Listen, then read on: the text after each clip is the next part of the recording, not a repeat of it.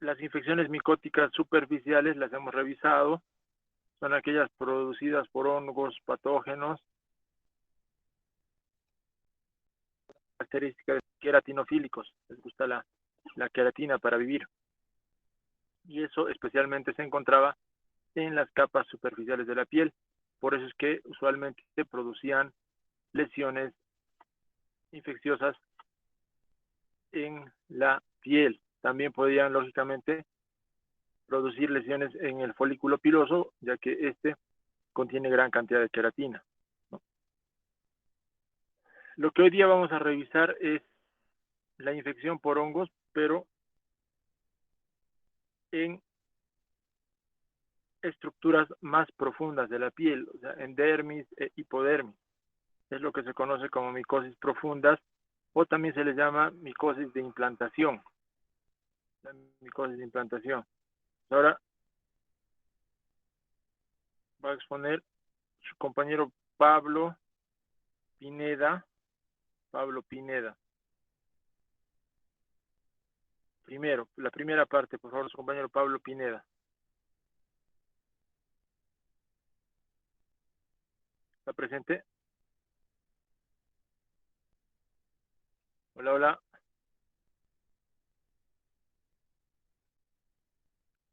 Hola. Doctor, buenas tardes. Sí estamos presentes. No sé por qué no responde mi compañero. Compañero Pablo Pineda.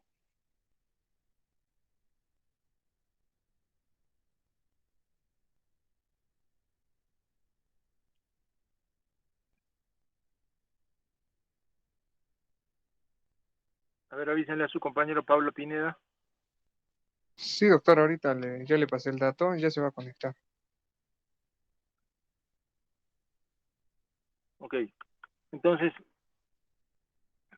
dentro de estas micosis profundas, hay algunas que tienen mayor prevalencia e incidencia. La más frecuente debe ser la que conocemos como esporotricosis. Esporotricosis viene a ser la micosis profunda más frecuente.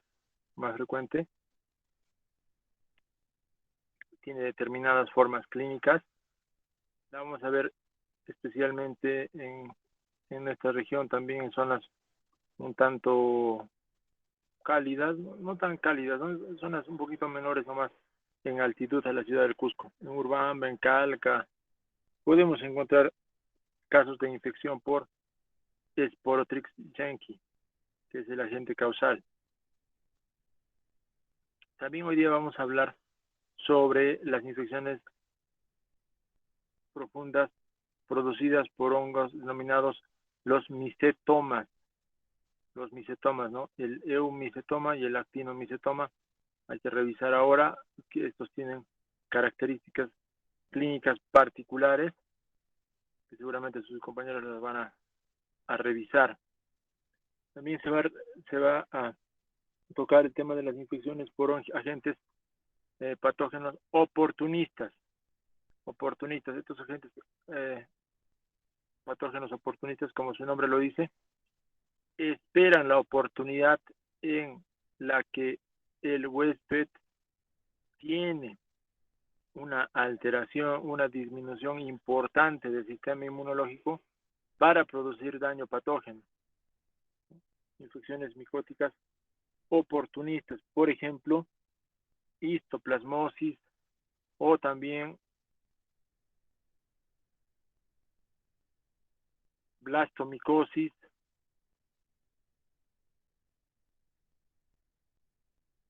También podemos encontrar las cromomicosis.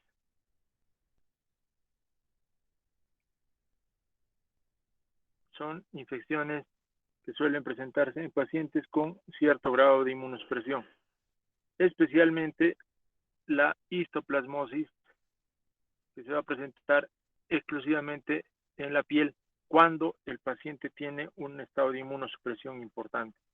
¿Está el alumno Pineda ya para empezar?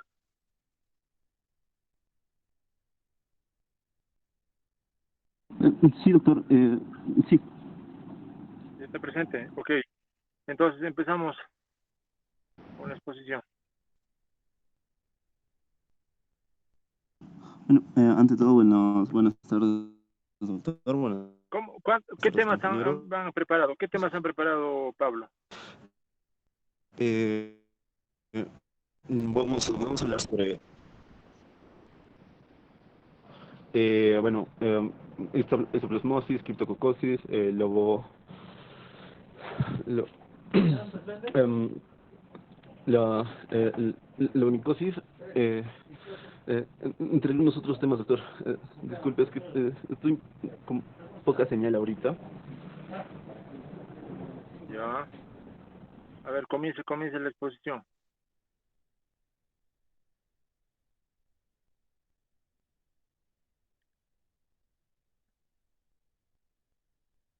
Doctor. Eh, bueno, eh, siguiente, por favor.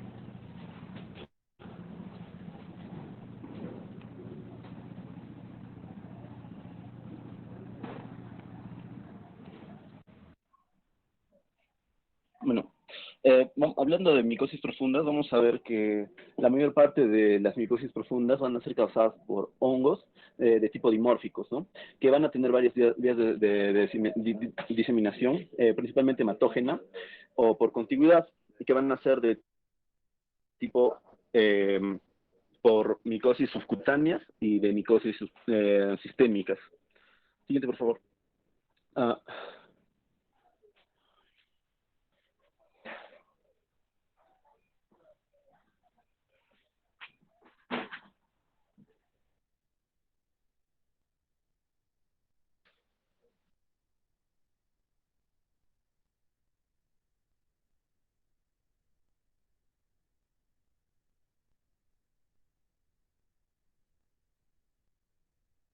en esos tipos de micosis, en las subcutáneas principalmente vamos a tener algunos Hola,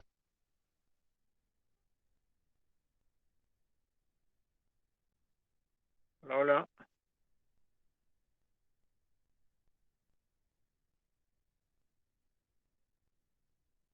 A ver, Doctor, buenas tardes. Disculpe, creo que mi compañero Pablo está con una señal bastante baja. No sé si uno de nosotros pudiera suplirle, aunque sea por la primera parte de la exposición, hasta que se le arregle, por favor.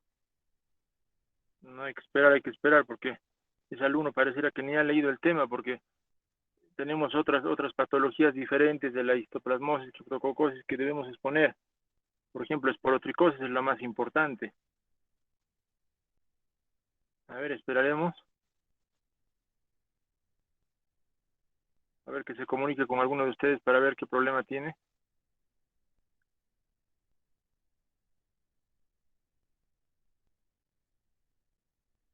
Sí, doctor, lo que nos dice es que está con una señal de internet bastante baja, pero bueno, por eso ha salido de la llamada. Volverá a ingresar, doctor. Esperaremos entonces. Bueno, como les iba comentando, eh, estas infecciones micóticas profundas producidas por agentes oportunistas, especialmente vamos a encontrar en pacientes inmunosuprimidos, ¿no? En pacientes con VIH, por ejemplo, o en pacientes con tumores que han producido un estado de inmunosupresión severa.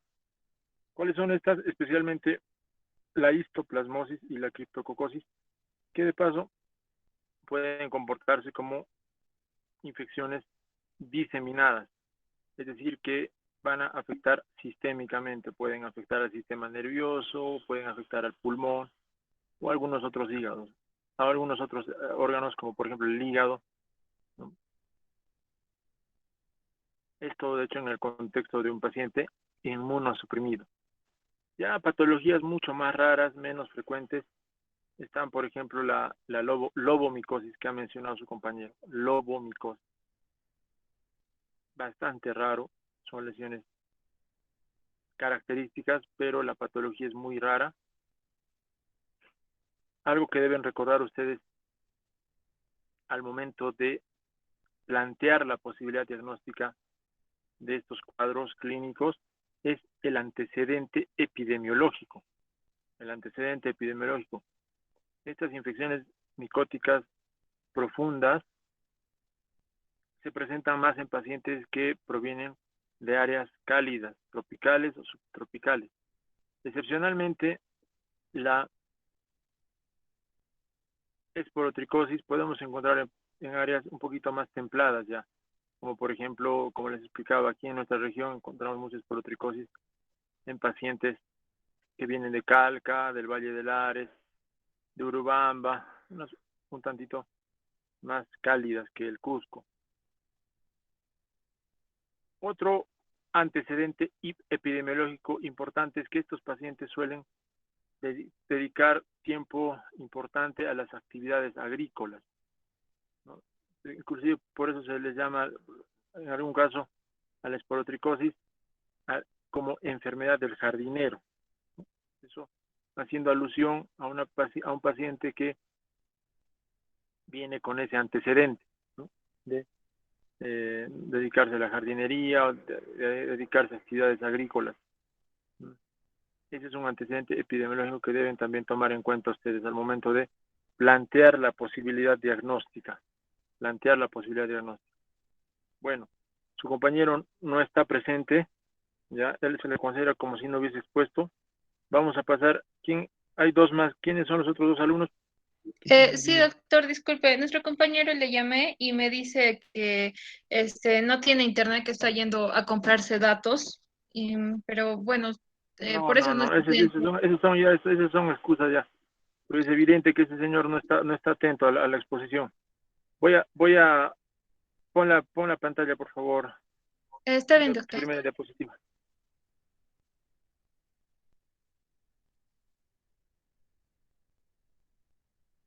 Pon la primera diapositiva, por favor.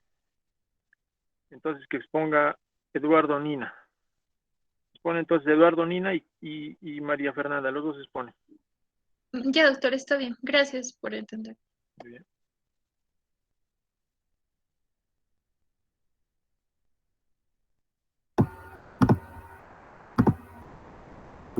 Bueno, doctor, pedir las disculpas del caso y vamos a comenzar con la exposición de micosis profundas. Siguiente, por favor. Dentro de las micosis profundas, son causadas principalmente por hongos dimórficos, los cuales pueden causar un compromiso de la piel por diseminación hematógena o por contigüidad. Hay varios sitios de entrada para estas infecciones fúngicas, como el sistema gastrointestinal, el tegumentario, el respiratorio, el cual puede ir desde los senos paranasales hasta los pulmones, por ejemplo. Las infecciones fúngicas son muy comunes en el trópico. Sin embargo, establecer una zona endémica geográfica precisa para estas micosis profundas ha sido bastante difícil, debido al aumento del número de casos en casos de infección que han sido por el VIH o el SIDA en la población general y ha habido una globalización de estos. Tenemos dos grupos principales de micosis profundas que abarcan las micosis subcutáneas y las micosis sistémicas. Las micosis subcutáneas o por implantación producen signos de afectación cutánea, mientras que las micosis sistémicas solo presentan lesiones en la piel en algunas ocasiones, ya sea por afectación directa de esta piel, o como puerta de entrada o tras la diseminación de la infección a partir de un foco profundo que se llegue a dar. Siguiente, por favor. Tenemos en estas las micosis subcutáneas. Vamos a empezar por esto. Siguiente. Están caracterizadas por la invasión de la piel y el tejido subcutáneo por hongos saprófitos, cuyo hábitat es el suelo y las plantas. Las personas que viven en las zonas rurales constantemente sufren de lesiones o traumatismos.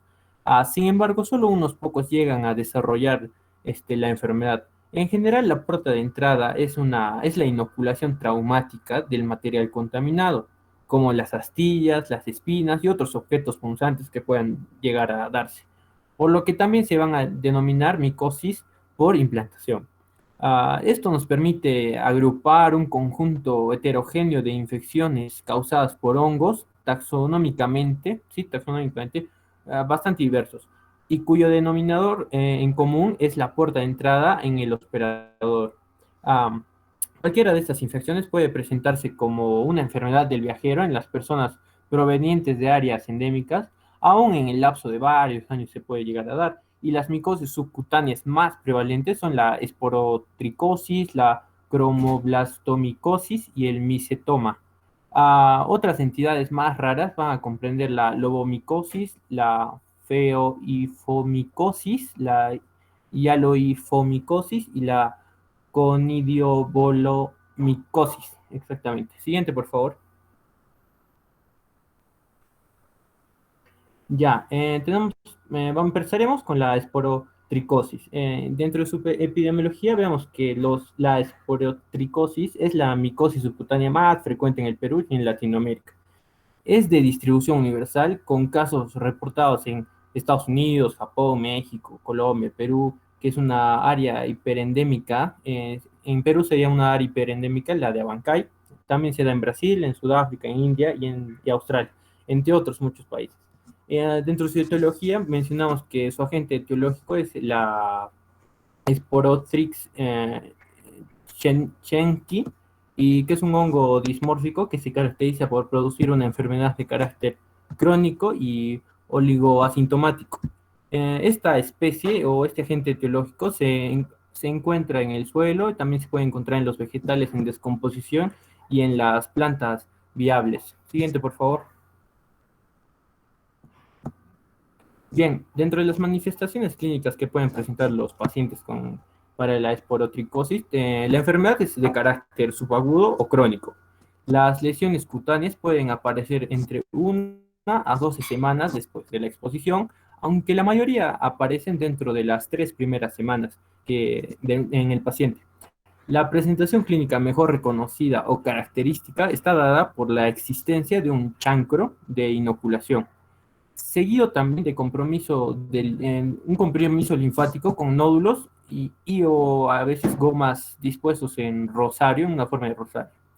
La manifestación típica de la enfermedad suele darse de 4 formas. Una que es la cutánea fija o localizada, luego está la cutánea diseminada, luego la linfocutánea, luego está la última, la cuarta, es la extracutánea, que incluye la forma pulmonar y visceral. El primer síntoma es un pequeño bulto rosado, rojo o púrpura, que no duele y se asemeja a la picadura de un insecto. Este bulto, o el bulto o la lesión, suele aparecer en el dedo, también puede ser en la mano o el brazo, por donde el hongo penetró por primera vez la piel de nuestro paciente a través de alguna herida que haya tenido este. A continuación aparecen uno o más bultos sobresalientes o nódulos que se abren y pueden parecerse a un forúnculo, y eventualmente las lesiones cutáneas parecen úlceras y sanan muy levemente. Rara vez un paciente sin lesiones linfocutáneas primarias van a presentar una diseminación hematógena que va a provocar unas infecciones indolentes en numerosas articulaciones periféricas. A veces se puede dar en huesos y en menor número en los genitales. También se puede dar en el hígado, en el vaso, en los riñones o incluso en las meninges. Las infecciones son más comunes entre los pacientes con inmunocompromiso o inmunodeprimidos que debido a otro trastorno. También se puede dar, por ejemplo, en algunos alcohólicos. Igual de inusual es la neumonía crónica, que va a ser causada por la inhalación de esporas que se manifiestan con infiltrados o cavidades localizadas, sobre todo en pacientes con alguna enfermedad pulmonar crónica preexistente. Siguiente, por favor. Perdón. Ya. En la imagen 1 podemos ver la lesión inicial, que son nódulos, que se llama una lesión nodular, que está ulcerada y es friable. En la imagen 2 vemos la progresión con lesiones nodulares en dorso de la mano, y también hay un antebrazo ipsilateral, hay una lesión inicial. Siguiente, por favor. Bien. En el diagnóstico diferencial, en este diagnóstico diferencial se deberá considerarse la tuberculosis, la histoplasmosis, la paracoccidiodomiosis, la coccidiodomiosis y la blastomicosis. Primeramente hay que entender que durante el estadio temprano no diseminado, la lesión primaria debe confundirse con una picadura de araña. Generalmente así lo menciona y así se ve. Y para el diagnóstico de esporotricosis pulmonar es necesaria la confirmación mediante un cultivo. Siguiente, por favor. Bien, en el diagnóstico se da por evaluar primero la clínica y también es necesario al paciente pedirle un cultivo. El diagnóstico de esporotricosis se sospecha en función de la presentación clínica en un paciente con antecedentes de una posible exposición al hongo. Por ejemplo, el paciente puede ser un jardinero, un paisajista, un guardabosques, entre otras cosas que nuestro paciente tenga esa exposición. También se reciben muestras de pus o de escamas de las lesiones cutáneas, tanto como estudio por microscópico o como para el cultivo de la muestra. En la lámina histológica se van a observar principalmente un granuloma constituido por macrófagos epitelioideos y células gigantes multinucleadas y con una zona central de necrosis supurativa que se va a ver en el microscopio. Y también en este examen, en el microscopio directo del esputo del paciente, se puede observar células levaduriformes características de esta enfermedad. Siguiente, por favor. Bien, el tratamiento de elección son 200 miligramos de itraconazol por vía oral, una vez al día, hasta 2 a 4 semanas después de resueltas todas las lesiones del paciente. Generalmente de 3 a 6 meses se llega a dar. Las lesiones graves va a requerir una formulación lipídica de anfotericina B en una dosis de 3 a 5 miligramos por kilo de peso del paciente y se da por una vía intravenosa una vez al día. Después de una respuesta favorable del paciente, el tratamiento se cambia a itraconazol oral hasta completar los 12 meses del tratamiento que se requiere, y los pacientes con SIDA pueden requerir una terapia de mantenimiento de por vida con itraconazol incluso para prevenir las infecciones o si llega a tener infecciones meningias y unas infecciones diseminadas. También como tercer medicamento tenemos al posaconazol, que puede llegar a ser útil. Siguiente, por favor. La siguiente enfermedad va a ser la cromomicosis. En la cromomicosis, dentro de su etiología, podemos hablar que es también conocida como la cromoblastomicosis, que esta va a estar ocasionada por algún traumatismo o la inoculación de hongos de matiáceos o fonsecae, también hay otros que pueden ser el Fialofora y el Cladofiaflora. En raras ocasiones puede estar causada por otro hongo, que puede ser el Rhinocladiela, y dentro de su epidemiología vamos a tener que la cromomicosis se encuentra con predilección en lugares tropicales, especialmente a temperaturas promedios anuales del lugar de 25 a 28 grados Celsius, y en un suelo seco puede ser. También los habitantes y trabajadores del campo pueden andar sin zapatos cubiertos. Eso hay que preguntarlo siempre en los antecedentes del paciente o en la anamnesis. Es común en adultos mayores también de 20 años y en menor proporción en mujeres y en niños, aunque llega también a ser su expansión mundial y su prevalencia es considerable en nuestra región, que es América Latina. Siguiente. Bien, las manifestaciones clínicas. Primero hay que entender que esta infección es crónica, donde las lesiones se caracterizan por mostrar nódulos, verrugosidades y atrofia. Una vez inoculado el hongo en su estado saprófito, tarda varias semanas a meses en aparecer en la piel una lesión en forma de placa eritematosa y asintomática a la vez, que luego se va a volver en verrucosa. En los tejidos, el hongo parasitario desarrolla una forma característica diagnóstica patognomónica llamado los corpúsculos fumagoideos. Estos corpúsculos fumagoideos, también las células muriformes o cuerpos escleróticos de color pardo, los cuales son formas de adaptación para preservar una viabilidad muy prolongada de este hongo. La lesión va a llegar a progresar en abscesos con tejido granulomatoso de superficies irregular con hemorragias diminutas, visible como puntos negros en la piel, por ejemplo. También llegan a estar, una de sus características es que puede ser ulcerativo y no contagioso. y muy similar en algunos casos a las heridas de micetomas, la leishmanias y la esporotricosis. Esas heridas son bastante similares entre esas tres. Y conforme pasan los años, las lesiones tienen tendencia a la cicatrización, dejando áreas atrofiadas, también hipopigmentadas de la piel, y pueden causar deformaciones irreversibles e invalidez parcial y localizada en el paciente. Las infecciones secundarias por bacterias pueden acompañar comúnmente a la micosis. También tenemos en sus manifestaciones clínicas el prurito y la intensa sensibilidad a la presión. Son los síntomas característicos de la cromomicosis. Dentro de la clasificación que se puede llegar a tener, tenemos el nodular o tumoral, que es el más prevalente. Tenemos también a la dermatitis verrucosa o vegetante o papilomatosa. Como tercero tenemos a la cromomicosis elefantiásica por la estasis linfática.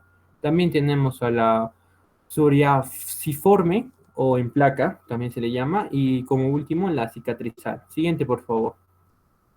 En las imágenes podemos observar lesiones verrugosas, vegetantes también, y algunas con placas enitematosas, con costras aisladas de bordes bien definidos en las regiones de brazos y antebrazo izquierdo, y en la región poplitea también se puede observar. Podálica, perdón, poplitea. Siguiente. En el diagnóstico diferencial tenemos que se debe excluir las patologías como la tuberculosis, también la esporotricosis, la leishmaniosis y la dermatitis crónica. Siguiente. En el diagnóstico de nuestra enfermedad venimos a ver que el diagnóstico de la cromomicosis se confirma en el examen directo al demostrar que en una lámica de Cot al microscopio se presenta en las escamas y costras de las lesiones de cuerpos escleróticos pigmentados, y también unas biopsias histológicas muestran granulomas e infiltración leucocitaria. En especial se observan los macrófagos. También se realiza el cultivo y pruebas serológicas en los pacientes que llegan a tener una infección crónica. Siguiente. Bien, en el tratamiento.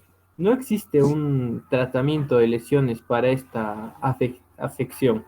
Se han utilizado imidazoles, terbinafinas, anfotericina B, la criocirugía también se ha llegado a utilizar, o combinaciones entre estos tratamientos que les mencioné.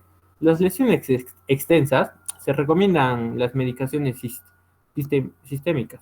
La mayor efectividad la han demostrado las 5-fluorocitosina y el itraconazol. Dentro de todas estas, esas dos son las con mayor eficacia. Siguiente, por favor. Bien. Como siguiente enfermedad, vamos a tener a los micetomas. Dentro de la etiología de los micetomas se van a dividir dos clases y es producido por dos tipos de microorganismos. Tenemos al actinomicetoma o micetoma actinomiocético, que es causado por el actinomiocetos filamentosos, y la mayoría de los casos están comprendidos en tres géneros: el Nocardia, el Actinomadura y el Streptomyces. Luego, como la segunda clase es el eumicetoma o micetoma eumicético. Es causado principalmente por hongos filamentosos, como son los macrosifonados, y los agentes etiológicos quedan comprendidos en varios géneros. Dentro de los que destacan pueden ser los hongos negros con madurela, los Pirenochatea, entre otros. Siguiente, por favor. Bien, me olvidaba.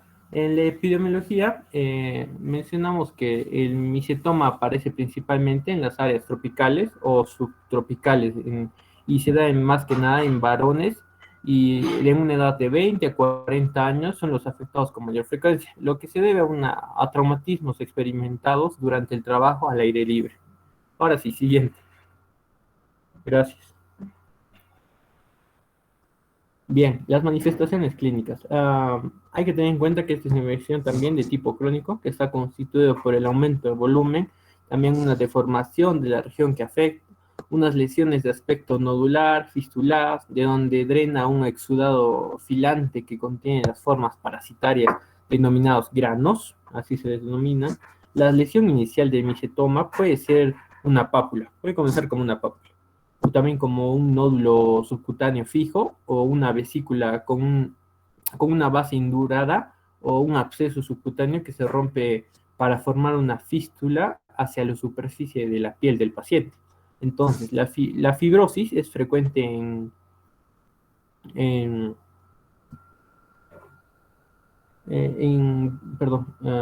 las lesiones más frecuente en las lesiones iniciales de que puedan llegar a sufrir el paciente. El dolor a la palpación también llega a ser mínimo o incluso en algunos pacientes no llega a existir este dolor, salvo que se produzca una sobreinfección bacteriana supurada. Y también las infecciones va a llegar a progresar lentamente durante varios meses o años incluso y se extiende en forma gradual a los músculos, los tendones, las fascias, los huesos contiguos del paciente a los que los va a llegar a destruir incluso. No se encuentra una diseminación sistémica ni signos o síntomas que sugieran una infección generalizada en el paciente. Y por último, la atrofia muscular o también llega a haber una deformidad o una destrucción tisular que va a impedir el uso de los miembros afectados se puede llegar a dar en el paciente como último paso. En las infecciones avanzadas, los miembros comprometidos van a desarrollar un enorme edema bastante grande, con formación de un gran tumor en forma de masa, compuesto por áreas quísticas incluso. Los numerosos trayectos fistulosos intercomunicados van a llegar a drenar un exudado espeso o sanguinolento en el paciente que llega a contener granos característicos y que pueden ser blancos o incluso negros. Siguiente, por favor. Bien, en las imágenes que se pueden observar, en la imagen 1, hay una tumoración plantar izquierda que va a ser provocada por un micetoma. Y en la imagen 2 hay un tumor con trayectos sinuosos o fistulosos. Llegan a tener una salida de material hemopurulento y extrusión de gránulos de color blanco amarillento en el paciente, como se veía en la imagen. Siguiente, por favor. En el diagnóstico diferencial vamos a llegar a tener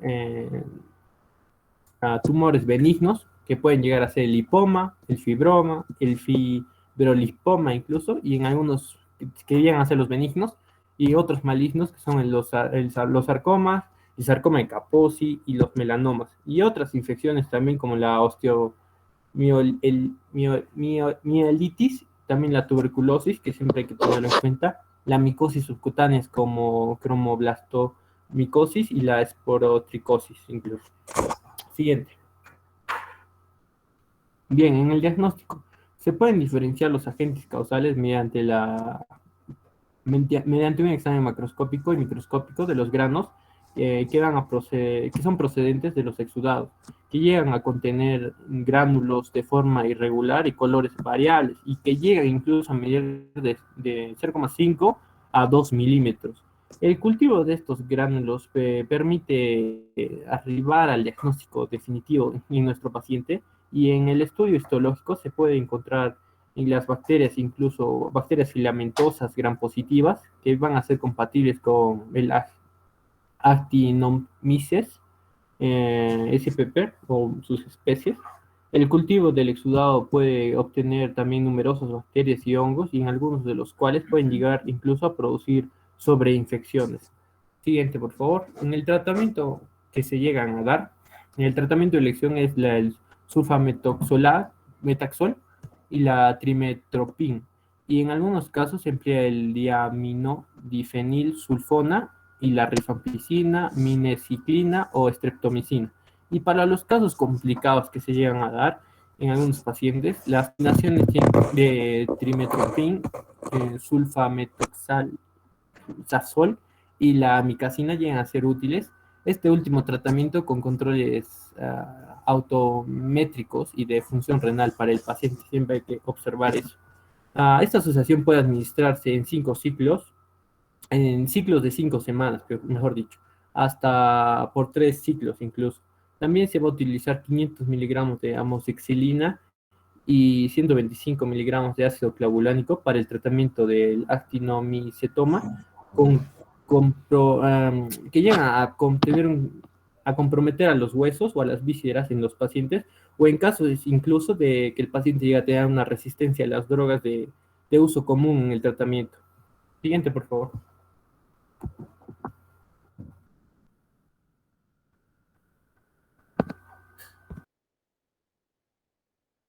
Ya. Bueno, doctor, vamos a continuar con lo que es la logomicosis. A ver, un momentito, un momentito. Ya. Un momentito. ¿Esta Hola. es la diapositiva? Ya. Pero ahora- En cuestión de la hola, logomicosis, hola. bueno, ¿Me vamos a escuchan? comenzar con lo que es la etiología, que bueno, esta enfermedad también va a ser llamada lo que es la lacasiosis. Esta va a ser producida por una levadura, la cual va a ser la ¿Me levadura escuchan? llamada Hola, Lacasia loboi, que bueno, este es hola, un hongo hola. dimórfico. En cuestión de su epidemiología, ¿Me bueno, escuchan? el lugar donde se ha encontrado mayor número de pacientes va a ser la cuenca amazónica y este va a ser seguido por lo que es Colombia. Y este va a ser Hola, exclusiva de Latinoamérica. Afecta principalmente a trabajadores del campo entre 21 y 40 años. En hola, cuestión de las manifestaciones clínicas, hola, bueno, hola, van a aparecer... hola, hola, hola. ¿Me escuchan? Sí, Hola. doctor. Sí, Ya, doctor. Se me escucha retrasado. ya, ya. Voy a llamar lista, chicos.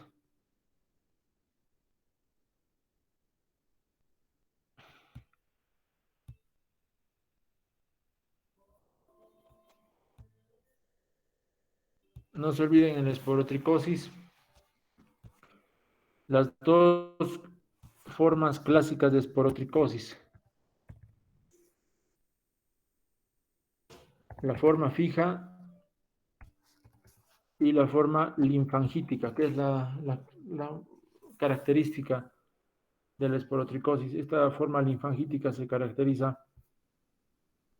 por nódulos que siguen un trayecto linfático. O sea, a partir del, a partir del,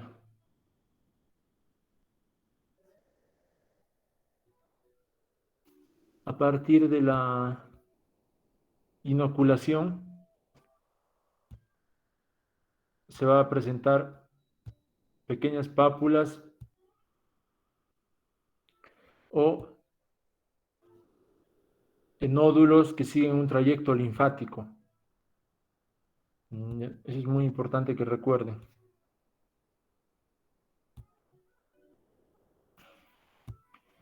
La forma clásica es una placa eh, eritema que se puede convertir en una úlcera también. Es la forma en placa fija. Pero de todas maneras la forma más frecuente y clásica es la forma linfangítica, no se olviden, la que sigue un trayecto.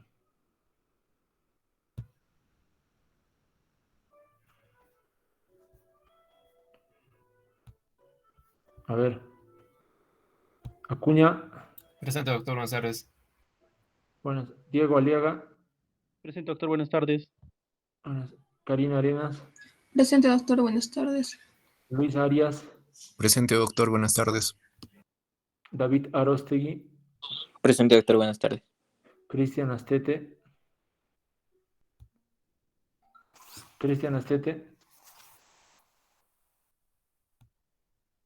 Juan Carlos Vaca, Presente, doctor, buenas tardes.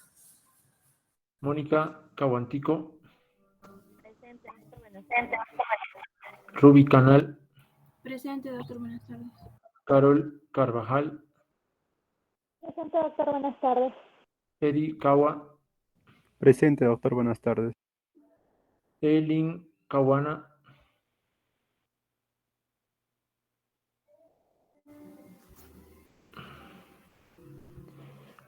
Reinaldo Cowa, Presente, doctor. Buenas tardes. Buenas tardes. Ernesto Charca.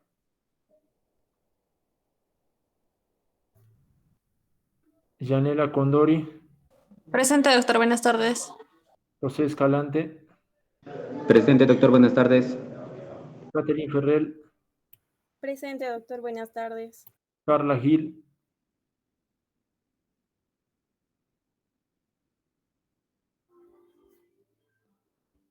Diana González. Presente, doctor. Buenas tardes. Yamil Guevara. Presente, doctor. Buenas tardes. Hinojosa. Presente, doctor. Buenas tardes. Miriam Guamaní. Presente, doctor. Buenas tardes. Brian Macedo. Presente, doctor. Buenas tardes. Arvin Mamani. Presente, doctor. Buenas tardes. Lee Martínez.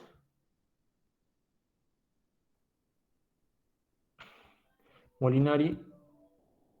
Presente, doctor. Buenas tardes. Eduardo Nina. Presente, doctor. Buenas tardes. Alessandra Pacheco. Presente, doctor. Buenas tardes. Pacori. Pacori, buenas tardes. Aarón Papa. Nilo Paucar. Presente, doctor. Buenas tardes. Luisa Pilares.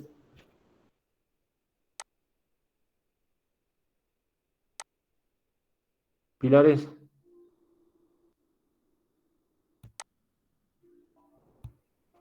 Michelle Piña. Piñe. María Quesehualpa. Presente, doctor. Buenas tardes. Stephanie Quispe. Presente, doctor. Buenas tardes. Eric Ríos. Presente, doctor. Buenas tardes. Randall Rodríguez. Presente, doctor. Buenas tardes. Salva. Presente, doctor. Buenas tardes. Salinas. Takuri. Presente, doctor. Buenas tardes. Trujillo. Mueres. Presente, doctor. Buenas tardes. Vargas Jurado. Presente, doctor. Buenas tardes. Vargas León.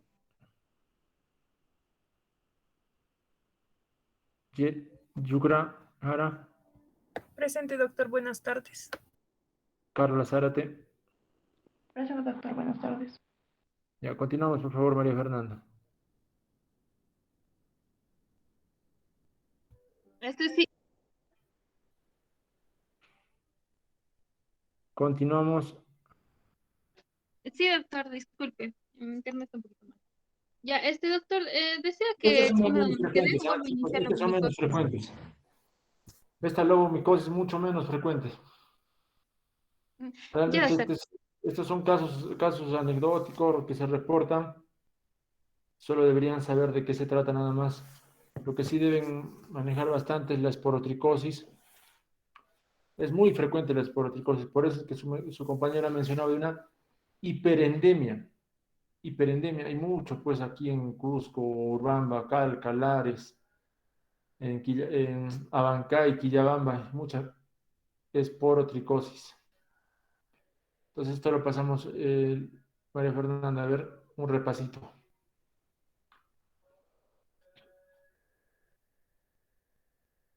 Siga, María Fernanda. Sí, doctor. Bueno, en cuestión del repaso de la esporotricosis, bueno, como mencionamos, era la micosis subcutánea más frecuente en lo que es en el Perú y en lo que es Latinoamérica. Ya, el agente etiológico era Vamos con la lobomicosis nomás, María Fernanda. Ah, ya, Seguimos, doctor, está bien. seguimos. Ya, esta diapositiva, ya. Bueno, como mencioné, era también la llamada lacayosis, estaba ocasionada por la Lacacia loboi y era exclusiva de Latinoamérica y afectaba a trabajadores del campo entre 21 y 40 años. En cuestión de las manifestaciones clínicas, bueno, van a aparecer lesiones en la piel que van a tener larga evolución. Estas pueden ser únicas o también pueden ser múltiples. Las localizaciones más frecuentes van a ser en las extremidades inferiores, en lo que es el oído externo y en las extremidades superiores. va a ser menos frecuente en la cara, en el cuello y el tórax. Las lesiones van a poder adoptar diferentes aspectos, pueden ser hiperpigmentadas o también puede tener un color rojo violáceo. En ocasiones se forman úlceras o adoptan un aspecto ya sea nodular o también puede ser verrugoso.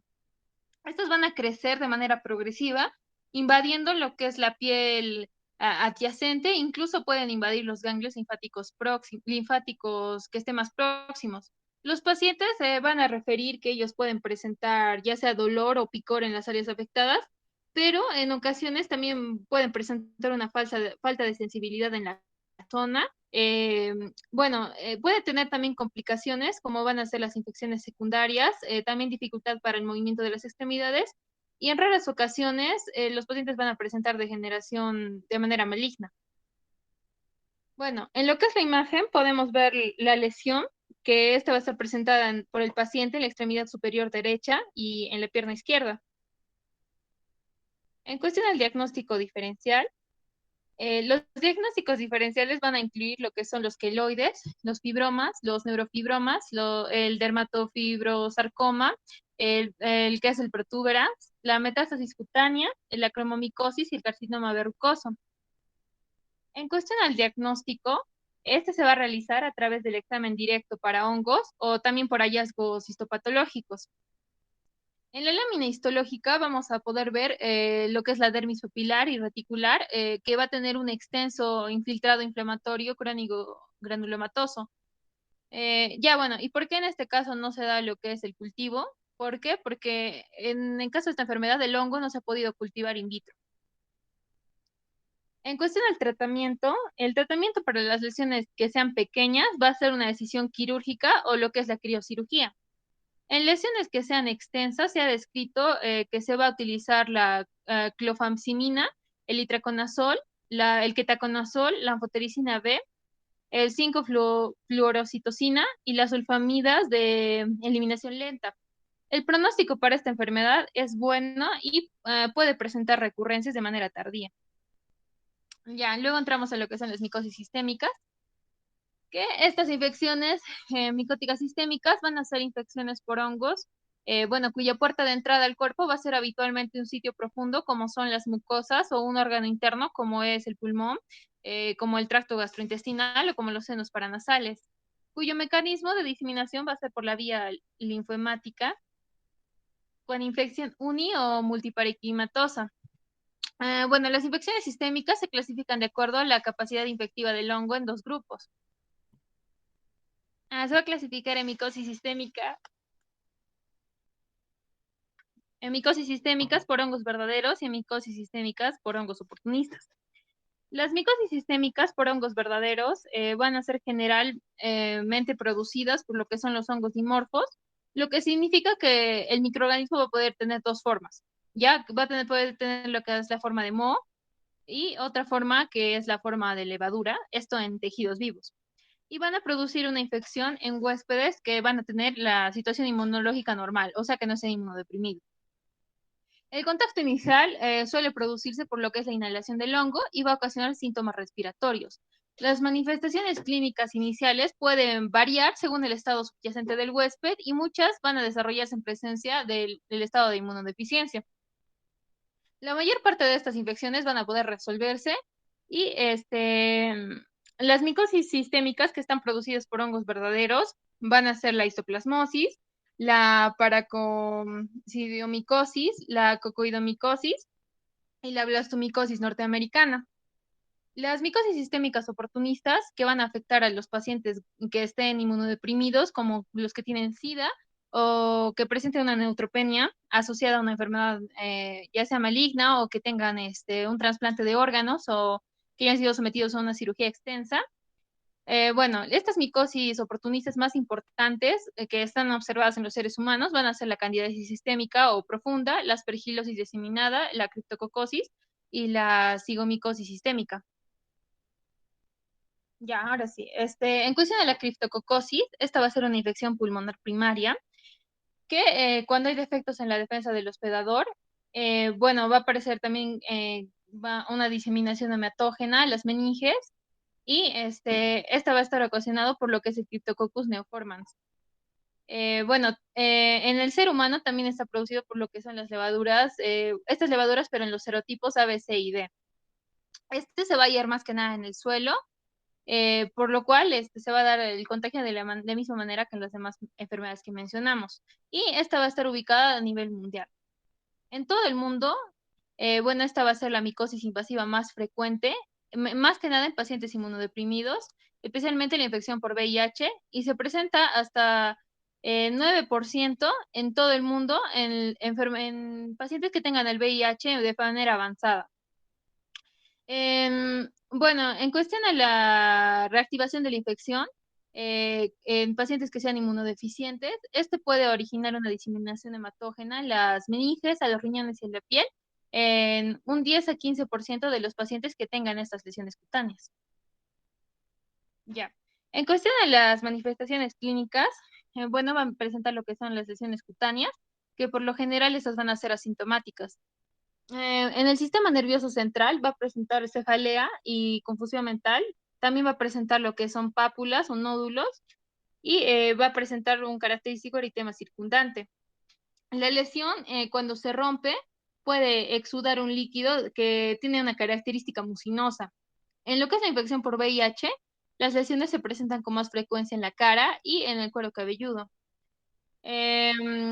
Luego, también tenemos lo que es la celulitis criptococócica, que va a tener una característica que se parece mucho a la celulitis bacteriana. ¿En qué sentido? Que también es una placa eritematosa, también tiene una con textura caliente, hipersensible, edematosa, y también es que está en múltiples zonas que no son continuas. Por ejemplo, en las imágenes vemos lo que son las múltiples pápulas y nódulos de color piel en la cara de una persona con que esta persona tiene una infección con VIH avanzada. Esta se diseminó por vía hematógena desde la infección pulmonar hasta la piel y las meninges. Y bueno, como mencioné, estas lesiones son parecidas al molusco contagioso, que también es frecuente en la infección por VIH. Bueno, en estas imágenes también podemos ver lo que es esta enfermedad en la mucosa nasal y oral, y vemos lo que son los nódulos y ulceraciones. Ya la diapositiva no avanza. Ya está. Ya. En otras infecciones que son parecidas, podemos encontrar lo que es el molusco contagioso, como mencioné, la histoplasmosis diseminada, lo que es el acné y la sarcoidosis. Y también hay formas parecidas de la criptococosis cutánea. En cuestión a lo que es el diagnóstico, tenemos a lo que es el cultivo y el examen, como de una muestra de un tejido o de líquido corporal.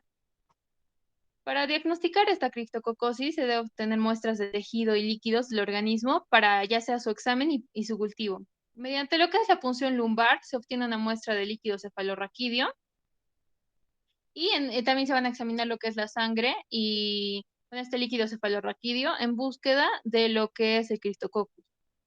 También se puede tomar una radiografía de tórax. ¿Por qué? Para comprobar si existen signos de infección pulmonar. Ya. En cuestión del tratamiento tenemos 3 esquemas. Lo que es la profilaxis primaria, que en la profilaxis primaria, se va a administrar flucoconazol a las personas infectadas por lo que es el VIH o SIDA. Cuando estos tengan cifras de linfocitos CD4 bajas. Luego tenemos lo que es el tratamiento de la meningitis, que va a ser la anfotericina B durante 2 o 6 semanas. Y bueno, esto va a depender de la gravedad. En los casos no complicados, durante estos de 2 a 6 semanas, y en casos complicados, las 6 semanas. En cuestión a las infecciones limitadas en la piel, vamos a dar el fluconazol en dosis de 400 a 600 miligramos al día. También damos itraconazol en dosis de 400 miligramos al día. Luego, en cuestión a la profilaxis secundaria, decimos que cuando hay un paciente con infección por VIH, que no tenga reconstitución inmunitaria, se le va a administrar una profilaxis secundaria de por vida con fluconazol en dosis de 200 a 400 miligramos al día, o también el itraconazol en dosis de 200 a 400 miligramos al día. Ya. Luego tenemos lo que es la histoplasmosis, que, su causante va a ser el Histoplasma capsulatum, que va a ser un hongo dimórfico que no es encapsulado. Van a ser en esta frecuentes las lesiones cutáneas y óseas. Este hongo también va a crecer bien en lo que es el suelo y específicamente el suelo que está enriquecido con guano de aves o también con guano de murciélago. Esta va a ser una enfermedad endémica en lo que es África y en islas del Caribe. Y se va a transmitir por la inhalación de microconidia en el suelo contaminado por este guano que mencioné de las aves o de los murciélagos.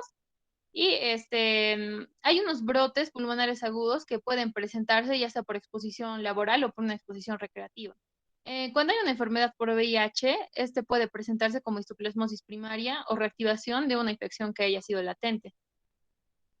En cuestión de las manifestaciones clínicas, tenemos que es una infección pulmonar primaria, que esta se acompaña o va seguida de reacciones de hipersensibilidad, como es el eritema nodular, el eritema multiforme. Luego, en la infección cutánea, la diseminación hematógena va a ocurrir cuando hay defectos en la defensa del hospedador. Va a presentar pápulas o nódulos, ya sean eritematosos, también necróticos y van a ser hiperqueratósicos. Luego tenemos lesiones papuloscamosas similares a la psoriasis, que van a ser en gotas. También las lesiones pueden aparecer en otras formas, como pueden aparecer en forma de pústula, de úlceras crónicas, de placas vegetativas. En sí eso. Luego la infiltración va a ser de manera difusa en la piel. Y en cuestión a la enfermedad, esta va a presentarse de manera diseminada, como mencioné. Ya, en cuestión de las imágenes, en la imagen de la izquierda podemos ver a la histoplasmosis, que esta va a estar de manera diseminada en la piel. Este es un varón africano de 35 años de edad que, presentó la enfermedad de manera febril, de manera subaguda. Este paciente presentó una infiltración difusa de la cara con erosiones encostradas. El paciente se le diagnosticó una infección por VIH con histoplasmosis. El paciente falleció poco después de acudir a atención médica. En la imagen de la derecha podemos ver una infección por VIH que tuvo múltiples pápulas similares a la psoriasis en gotas, que son descamativas, que son hiperémicas, estas pueden ser en el tronco, en los brazos y en la cara. Ya, en cuestión al diagnóstico diferencial, las infecciones que presenten diseminación parecida, podemos encontrar a la tuberculosis miliar, a la coccidiomicosis diseminada y a la criptococosis, a la leishmaniasis y a los linfomas. En cuestión al diagnóstico, tenemos lo que es la histología, los cultivos y la investigación del antígeno. El examen histológico es el que nos dice el diagnóstico, ¿no? Pues porque este va a darse en particular en pacientes con SIDA o que tengan infecciones extensas. En estos pacientes pueden identificarse levaduras intracelulares en una muestra de sangre periférica o de la capa leucocitaria teñida con coloración de Bright o de Giemsa. En el caso del cultivo, este es el que nos va a confirmar el diagnóstico de la histoplasmosis. Y en cuestión a la identificación del antígeno del H. capsulatum, esta va a ser bastante sensible y específica, en particular cuando se va a medir simultáneamente en lo que son muestras de sangre y de orina. En cuestión al tratamiento, tenemos que tener en cuenta que la prevención es muy importante en pacientes especialmente inmunodeprimidos, como con prendas protectoras si se trabaja en zonas contaminadas que tengan pues este guano de aves y murciélagos. Y también en cuestión al tratamiento antimicótico sistémico tenemos lo que es el fluconazol, el itraconazol y la amphotericina B. En cuestión al tratamiento, tenemos dos maneras de tratamiento. Si es una infección potencialmente mortal y es de manera meningia, se le da amphotericina B de manera intravenosa. Y si es una infección que no sea considerada potencialmente mortal, se le puede dar fluconazol oral, como en 800 miligramos al día durante 12 semanas. También se le da itraconazol de manera oral, de 400 miligramos 2 veces al día durante 12 semanas. Ya, en cuestión de la profilaxis secundaria, En la infección por VIH que no tenga reconstitución inmunitaria, se le da al paciente itraconazol en dosis de 200 gramos al día o también se le puede dar fluconazol en dosis de 400 miligramos al día. Y bueno, esa sería nuestra bibliografía y eso sería todo. Gracias, doctor, y gracias, compañeros. Doctor, disculpe otra vez. Muy bien, jóvenes, muy bien. Entonces, ahora han hecho una revisión, no se olviden de estas infecciones que son oportunistas, son en pacientes inmunosuprimidos, no es en cualquier tipo de paciente. Es que viene un paciente con lesiones cutáneas y en primer lugar deberían sospechar de este cuadro, sino más bien en un paciente que ya tiene un antecedente de inmunosupresión severa, plantear la posibilidad de estas lesiones cuando tengan, plantear la posibilidad de este diagnóstico cuando ya tengan estas lesiones, ¿no? Pero sobre un estado de inmunosupresión. A ver, el siguiente grupo. Doctor, buenas tardes. A ver, Brian Takuri. Somos ¿Quién la pantalla? del grupo de ectoparásitos. Sí.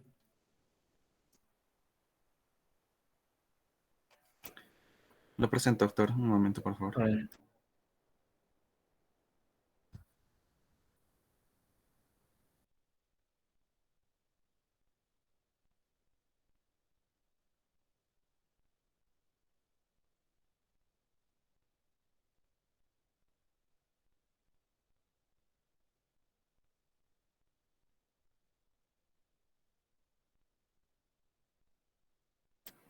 Bien, doctor, ¿se logra visualizar? Sí. Ya. A ver, que exponga Eddie Kawa. Bien, doctor.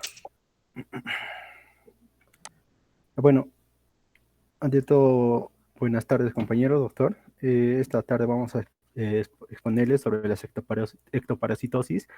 Vamos a tomar en cuenta los principales casos de la escabiosis, pediculosis y la tungiasis, ¿no?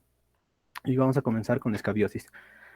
Ya, la escabiosis, esta va a ser una enfermedad, un ectoparásito, ¿no? Que va a estar causada por el parásito Sarcoptes scabei, ¿ya?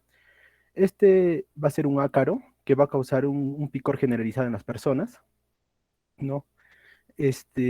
Principalmente este ácaro va a depositar los huevos a nivel de los orificios de la piel, que más adelante les voy a explicar cómo es el ciclo de vida y va a tener tres síntomas principales, ¿no? Que va a ser la erupción, el prurito nocturno y el enrojecimiento, ¿no? Todo esto va a causar un picor generalizado en el paciente, ¿no? Y sobre todo tener en cuenta que esto va a ser de noche, ¿no? Un picor nocturno o cuando haya calor, ¿no? Ya que esta enfermedad también tenemos en cuenta que va a ser especialmente en zonas tropicales, ¿no? Ya, los lugares donde se va a evidenciar, vamos a tener, ¿no? La cabeza, axilas, los pechos, la mano y los pies, ¿no? Que esta va a ser la famosa escabiosis o también conocida como sarna, ¿no? Ya, bueno, siguiente. Bueno, es importante conocer el ciclo de vida de este parásito, ¿no? Este va a tener primero, ¿cómo va a comenzar, no? De un estadio larvario, ¿no? De los huevos, primero, las hembras van a depositar en sus madrigueras, ¿no? Lo depositan y pasando 2 a 3 días, los huevos van a eclosionar. Una vez eclosionado, estos huevos van a liberar larvas, ¿no? Una vez liberadas las larvas, después de 3 a 4 días, se van a transformar estas larvas en ninfas, que se van a trasladar a los lugares. Estas ninfas ya van a ser las formas contagiosas, ¿no? Una vez que tengamos las ninfas, después de 4 a 7 días, vamos a ver que los machos van a fecundar a las hembras, donde estos machos van a morir, ¿no? Entonces, después de esto, de que ya está en la forma contagiosa, ya han fecundado, entonces en este caso es donde bueno, este escabei, ¿no? Este parásito va a excavar la parte, eh, ecto- eh, la parte, perdón, mm, mm, La parte de la piel, se me ha ido el nombre. La parte granulosa de la dermis, ¿no? Entonces acá es donde va a producir la infección, ¿no? Infestación. Ya. Siguiente. Ah, no, perdón. Regresa, por favor. A tener en cuenta que en este caso, este ciclo de este parásito va a ser una diseminación rápida, ya que este ciclo solamente va a durar 2 semanas, ¿no? Por eso es que la diseminación rápida de esto, ¿no? Siguiente. Entonces, esta escabiosis va a ser de la familia Sarcoptidae, de orden Acarina, responsable de la sarna humana. Tenemos que tener en cuenta su anatomía, ¿no? Que las patas tiene 4 patas, ¿no? Las patas anteriores van a ser las chupadoras y las posteriores van a ser las que le van a ayudar a trepar. Su transmisión es por contacto directo y fómites, ¿no? Siguiente. Entonces, como dije, la transmisión va a ser de contacto directo de persona a persona, que va a ser en un 95%, mientras que la transmisión por fómites tan solo va a ser un 5%, ¿no? Estos fómites pueden ser por la ropa de cama o la ropa de vestir, ¿no? O las diferentes áreas fómites, ¿no? Que van a ser importantes para esta transmisión. Estas localizaciones de las sarnas se van a ubicar, como a un comienzo lo mencionaba, a nivel de los interdigitales, a nivel del tórax, a nivel en las muñecas, a nivel inferior de los glúteos, ¿no? En las superficies flexoras, ¿no? Entre otros, como se evidencia en las imágenes. Siguiente. Dentro de la epidemiología es muy importante, lo principal, ¿no? Que hablé en un comienzo también, que mencioné, es que esta va a ser una enfermedad que va a estar relacionada con zonas tropicales exclusivamente y países subdesarrollados subdesarrollados, ¿no? Como por ejemplo Perú, y que van a estar en extrema pobreza y hacinamiento, ¿no? Siguiente. En este caso podemos ver aquí unas imágenes de hacinamiento, ¿no? Que las mismas personas viven en un solo lugar. Esto va a conllevar también, bueno, la extrema pobreza conlleva un hacinamiento en sí, ¿no? La sobrepoblación de niños, en este caso. Siguiente. También nos dice, ¿no? Epidemiológicamente, que va a haber un mayor contagio, ¿no? En lugares de cunas, ¿no? Donde va a haber un mayor contacto entre diferentes niños, ¿no? Siguiente. Centros de asilo también. Siguiente. En los colegios. Siguiente. Y en menor porcentaje, como mencioné, ¿no? A un 5% que un contagio por fómites, ¿no? Por sábanas, ropas, etc. Siguiente. Y lo importante de las zonas tropicales, ¿no? Que va a ser exclusivo en este lugar de contagio. En personas que vivan ahí o personas que hayan viajado a lugares tropicales, ¿no? Por eso es importante. Vamos a ver que esta se va a clasificar en una sarna ordinaria, costrosa y nodular, ¿ya? La ordinaria va a tener síntomas principales que va a ser prurito nocturno familiar. Sus pápulas en este caso van a ir de 1 a 2 milímetros, que es el primer signo que vamos a encontrar. Un surco acarino, que es lo más típico, ¿no? Y que va a ser, bueno, más adelante lo voy a hablar de eso. Nódulos, vesículas y excoriaciones. Perdón.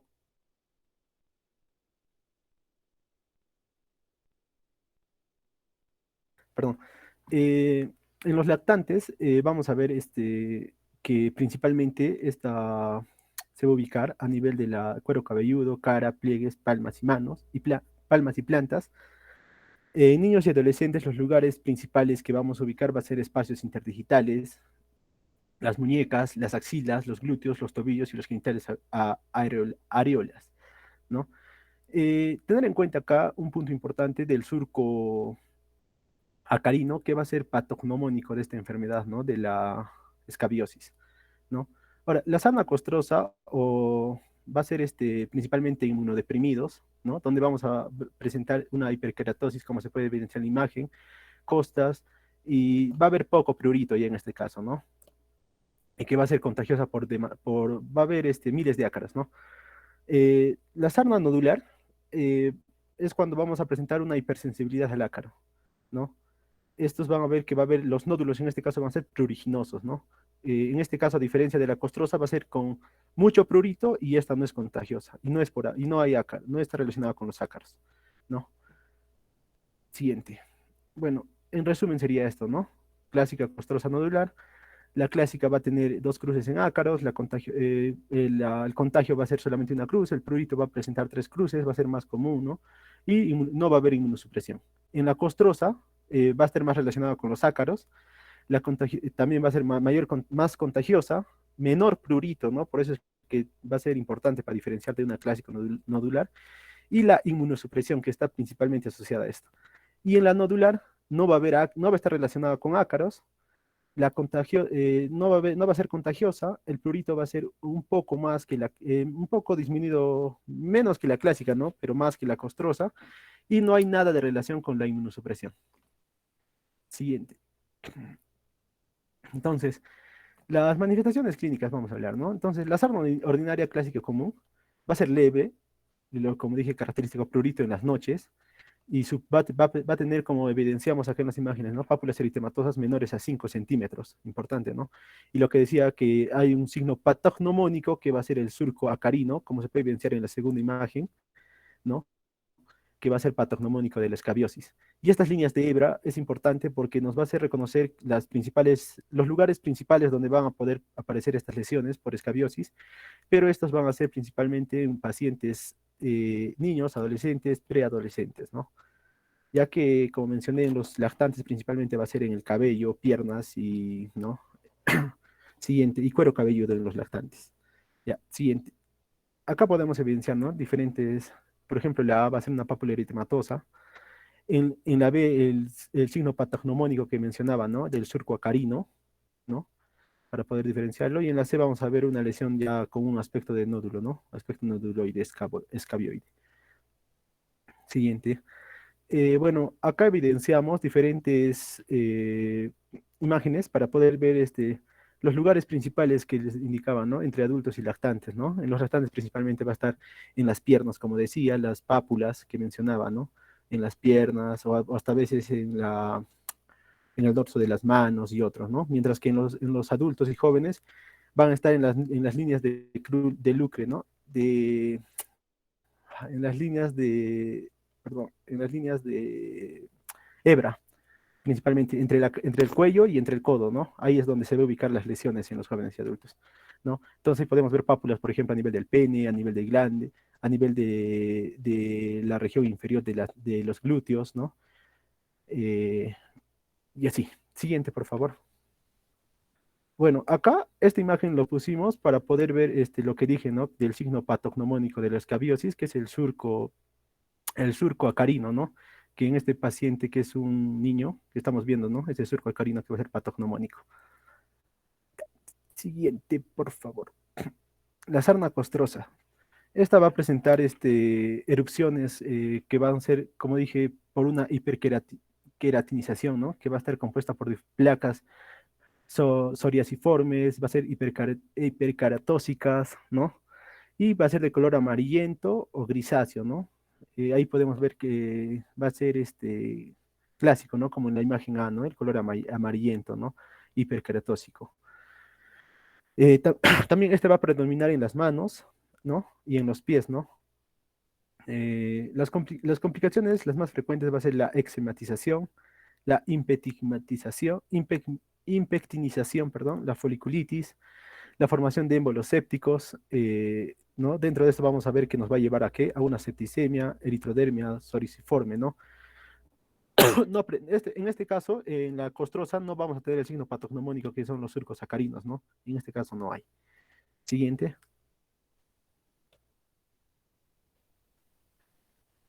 El diagnóstico básicamente va a ser clínico nada más, es lo más importante, y tener para el diagnóstico importante, como mencioné, el dato epidemiológico de los lugares tropicales, ¿no? Para poder diagnosticarlo. Entonces, nos vamos a tener que llevar un examen clínico, donde lo principal va a ser el prurito, que va a ser intenso, generalizado. Principalmente se va a dar a nivel en las noches, ¿no? Donde va a ser el picor con más, va a haber más picor sobre todo en las noches, ¿no?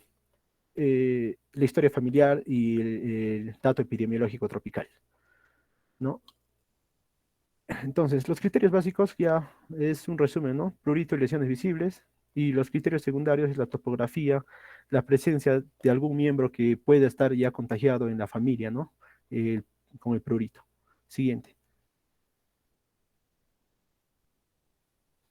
Procedimientos invasivos. Tenemos el microscopio del rascado de la piel y la biopsia cutánea, ¿no? Entonces, al microscopio de rascado de la piel, vamos a ver el rascado, ¿no? El rascado que va a existir, porque esta va a ser como mencioné, ¿no? Va a ser bastante picor, sobre todo en las noches, entonces por ende vamos a poder evidenciarlo, este rascado, ¿no? Eh,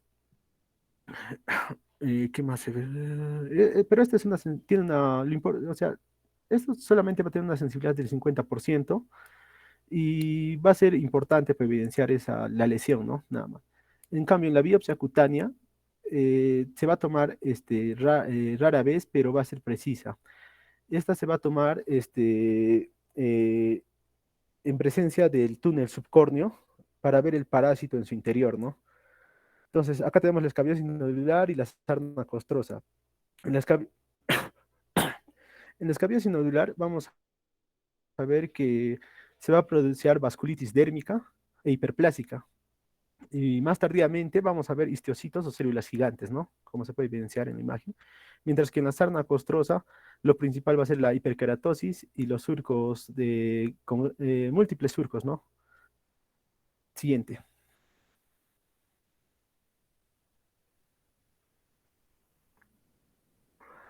Tenemos otros procedimientos que son los no invasivos, la prueba de tinta, ¿no?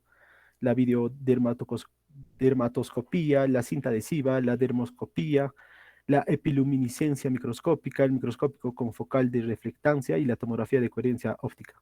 Entre los más importantes que tendríamos que tomar en cuenta va a ser, por ejemplo, la prueba de la tinta, que esto nos va a ayudar a localizar el surco acarino, ¿no? Que va a ser importante, ¿no? Como para no olvidarlo, perdón, cada rato si lo estoy mencionando, que es patognomónico de esta escabiosis, ¿no? Dentro de la videodermatoscopía, va a ser nos va a permitir esto controlar la respuesta clínica al tratamiento, ¿no? Lo importante. La cinta adhesiva va a ser para que nosotros podamos ver principalmente de ayuda microscópica, ¿no? Entonces, la dermoscopía va a ser para el diagnóstico de lesiones pigmentadas, la epiluminiscencia microscópica para ver las lesiones, también lesiones pigmentadas en la piel, ¿no? Y esto va a detallar de mejor manera, pues, en vivo, ¿no? La lesión en vivo. La microscopía con focal reflectante, esto va a ser importante para una, una observación más detallada, ¿no? De la lesión a nivel de la piel que vamos a tener, ¿no? Con un índice de refracción de estructuras anatómicas halladas, ¿no? Lo que vamos a encontrar. Es de mejor, más específico se podría decir. Y por último, la coherencia óptica, igual, nos va a ayudar a ver las estructuras biológicas a nivel celular de la piel, ¿no? Siguiente. A nivel de procedimiento serológico tenemos el PCR, que esto nos va a hacer sospechar la sospecha de sarna, ¿no? Pero no va a ser, nosotros tenemos que corroborarlo mediante un examen clínico, como dijimos que el examen clínico es lo más importante para el diagnóstico, ¿no? Junto a la dermatoscopía, prueba de tinta y los demás métodos invasivos y no invasivos que mencioné. Entonces, el diagnóstico diferencial que vamos a tener de este paciente, bueno, de los pacientes con escabiosis, van a ser, por ejemplo, una lesión elemental que es una pápula pruriginosa, ¿no? Dentro de esto vamos a tener las dermatitis atópicas, la de contacto, la urticaria, el prurigo simple, el prurito simple, las picaduras por insectos o mayormente ácaros, ¿no? En general. En las dermatosis vesiculares o ampollosas vamos a tener que diferenciarlo de las vesículas de tipo pemfigoide y de las dermatitis herpetiformes. Para diferenciar de ácaros, también vamos a ver picaduras ¿no? De los diferentes tipos de ácaros que vamos a poder presentar para poder diferenciarlo, ¿no? Y vamos a tener en cuenta que si afecta a la población infantil, debemos de diferenciarlo de la dermatosis bulosa lineal, ¿no? Por la inmunoglobulina. Otros que pueden ser la dermatitis seborreica, la foliculitis, Siguiente. En sí, las medidas generales que debemos tomar va a ser el lavado de manos, ¿no? En sí, en general, la higiene, una higiene completa, ¿no? Un lavado de manos, uñas, de lugares, sobre todo, del lugar con el cual nos rascamos, se podría decir, de las uñas, ¿no? Entonces, para evitar mayor infección de la zona que está infectada, ¿no? Entonces, vamos a tratar las infecciones piodérmicas en primer lugar con antibióticos sistémicos. Después realizamos el tratamiento de la escabiosis. Tenemos que utilizar los antihistamínicos de primera generación, ¿no? Y aplicar escabiciento va a ser de todo serina, ¿no? Cuadros de mejor manera. Ya la permetrina, que va a ser un escabicida, que se va a hablar más, ¿no? Y como prevención, evitar el contacto con ropas de personas que ya han sido adelante contagiadas, o las camas de personas que han estado en la etapa de contagio y todo eso, ¿no? Siguiente. Entonces, como lo mencioné, el mejor tratamiento tópico que vamos a tener en este caso para estos pacientes con escabiosis va a ser la permetrina, ¿no? Entre otros tenemos el lindano, el benzoato de bencilo, la letrina, el clotamito, el azufre precipitato, pero el más importante y el más utilizado, ¿no? Es la permetrina, ¿no? Que debemos recordarlo en un tratamiento tópico. Y en el tratamiento sistémico, la ivermectina, que la dosis va a ser de 200 microgramos al día, ¿no? Por kilogramo. Siguiente.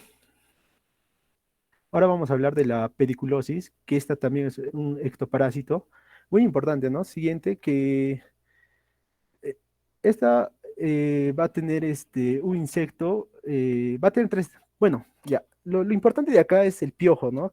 Que va a ser la forma que va a parasitar a los diferentes tipos de pacientes, sobre todo en el humano, que vamos a hablar. Y tenemos tres tipos: la pediculosis capitis, la corporis y la pubis, ¿no? La capitis, siguiente. Ya, la capitis, bueno, vamos a hablar de la epidemiología primero. ¿Podrías regresar una diapositiva antes, por favor, para explicar mejor? La capitis se va a ubicar principalmente a nivel del cabello, del cuero cabelludo, mientras que la corporis, vamos a ver que se va a ubicar en cualquier parte del cuerpo, pero va a estar exclusivamente en algunas regiones que van a ser cuello, en la cintura, en el tórax, ¿no? Y la tirus pubis, o también conocida como pediculosis pubis, va a ser ubicado principalmente a nivel de la zona púbica, pero en algunas ocasiones puede llegar hasta ubicarse a nivel de las axilas, del bigote, ¿no? Que esa sería una más complicada, ¿no? Siguiente. Ya, dentro de la epidemiología, esta principalmente es casi similar a la escabiosis, ¿no? Esta va a estar relacionada en pacientes que extrema pobreza, en países subdesarrollados, en pacientes que van a vivir en lugares hacinados, el mayor contagio en lugares, en colegios, en guarderías, ¿no? Es el mayor lugar de contagio. Entonces, ¿y qué edad es la edad de mayor contagio? Va a ser de 0 a 11 años, ¿no? En el Perú, ha ido disminuyendo este contagio desde el 2009, ¿no? Primero 2009 un 68, al 2013 66%, y así hasta estos años ha ido disminuyendo, ya que hay la extrema pobreza también ha ido mejorando, ¿no? En el Perú. Siguiente. Entonces, dentro de la patogenia, estos van a ser ectoparásitos, que lo principal de que se alimentan van a ser de la sangre humana, ¿no? Estos ectoparásitos no viven en el medio ambiente, ¿no? Tienen que vivir en un lugar caliente. Por eso es que fuera del cuerpo humano van a vivir solamente 2 días máximo, ¿ya? Entonces, ¿qué es lo que va a provocar la picadura de esto? Va a provocar una escoriación. Esto va a provocar que haya un rascado, y por ende va a haber una lesión de una mácula o una mancha. Entonces, las principales diferencias entre los tres tipos que tenemos, entre la capitis, es que la capitis va a ser de 2.4 a 4 milímetros, va a medir. Va a ser en forma adulta, alargado y plano. En este caso la hembra va a ser más grande que el macho, y va a depositar de 6 a 10 huevos por día, y en total durante toda su vida van a depositar 100 huevos, ¿no? ¿Ya? En cambio, la corporis va a ser de 2 a 4 milímetros, Estos, a diferencia de la capitis, estos van a vivir en la ropa, ¿no? En cambio, la capitis tiene que estar en el cuero cabelludo principalmente, ¿no? Viven 18 días y ya. Y estos depositan aproximadamente 300 huevos en toda su vida. En cambio, la Tirus pubis va a ser de 0, su tamaño es más pequeño, de 0.8 a 1.2 milímetros, y estos viven solamente estos viven de 3 a 4 semanas, ¿no? Siguiente. Ya, ahora hablando de la pediculosis capitis exclusivamente, este se limita, como lo mencioné, al cuero cabelludo nada más, y como podemos evidenciar en la imagen, los lugares donde más se va a ubicar va a ser en la región occipital y en la retroauricular, como se evidencia en esta imagen, ¿no? Una retroauricular. Entonces, tenemos que diferenciar la primera infestación y cuando es una infestación posterior. A la primera infestación, esto va a pasar cuando hay de 2 a 6 semanas, ¿no? Antes de que aparezca el prurito. Mientras que si es una infestación posterior ya, ¿no? Recurrente, esta va a aparecer a las 24 o 48 horas, o sea, a los 2 días nada más, ¿ya? Las principales manifestaciones clínicas en la capitis, vamos a ver, bueno, en todas las pediculosis va a ser el prurito, ¿ya? Pero en este caso de la capitis, también vamos a mencionar, ¿no? El prurito súbito a nivel del cuero cabelludo o detrás de las orejas, ¿no? El retroauricular que mencionaba. Va a ser importante que vamos a encontrar las liendres que van a ser pegadas a la base del cabello. Y en algunos casos, no en todos, vamos a encontrar ya las costras, pápulas o pústulas, ¿no? De acuerdo a cómo ha ido avanzando, ¿no? Si no ha habido un tratamiento adecuado a término, ¿no? O al tiempo que se necesitaba. Siguiente. Eso es como podemos ver las liendres, ¿no? Pegadas al cuero cabelludo. Siguiente. Lo importante para el diagnóstico va a ser la inspección, la observación macroscópica, ¿no? Que vamos a tener la pediculosis, en todas las pediculosis en sí, en las 3. En este caso de pediculosis capitis va a ser importante la técnica del peinado en seco o húmedo con la lendrena, ¿no? La famosa lendrena que se conoce.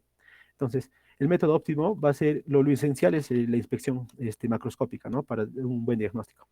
Acá no debemos confundir con otros tipos de enfermedades, como puede ser la pitiriasis capitis, la famosa caspa que conocemos, o la dermatitis seborreica, ¿no? O el impétigo, ¿no? Que en algunos casos puede evolucionar. Cuando es complicado, la capitis puede parecerse a un impétigo, perdón. El tratamiento, esto es principalmente, la literatura nos dice que debemos tratar con agentes tópicos y sistémicos, pero acá nos recomienda el uso de un peine, que es la lendrena, ¿no? Que va a ser importante para sacar o extraer rápidamente la alta cantidad de liendres o piojos o ninfas que encontremos en el cuero cabelludo. Siguiente. Ya. Siguiente. Bueno, esto hay que tener en cuenta, estos tratamientos, ya que esto actúa actúa para todos los tratamientos de los 3 tipos de pediculosis, ¿no? Que lo voy a hablar ahora. Entonces, tenemos acá las piretroides naturales y los piretroides sintéticos. Dentro de estos, el más utilizado es el sintético, que es la permetrina, que es un antifugicida. Va a matar también a este parásito. Más utilizado tanto en champú, en loción o en crema, ¿no? Que lo vamos a usar.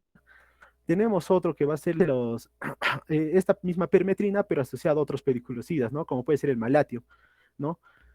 Ya, entonces, ¿y por qué nos dan otras opciones como los órganos clorados, por ejemplo? Los órganos clorados es una terapia indicada en casos de que la permetrina no, perdón, ese es el órgano fosforado. El órgano clorado es una terapia en la cual esta va a hacer una hiperexcitabilidad neuronal del piojo en este caso y lo va a matar. Pero este fue dejado de usar porque puede causar efectos adversos también en el ser humano como una hiperexcitabilidad neurológica, causando un daño, ¿no? En el paciente. Por eso es que no se utiliza demasiado el órgano clorado. En cambio, los órganos fosforados es un buen tratamiento, donde tenemos el malatio, es un buen tratamiento que es un ovicida al 95% y es rápido, solo que dejó de ser usado y hasta no se vendía en el mercado porque no había una buena venta de este fármaco, ¿no? Pero ahora que está habiendo resistencia a la permetrina, está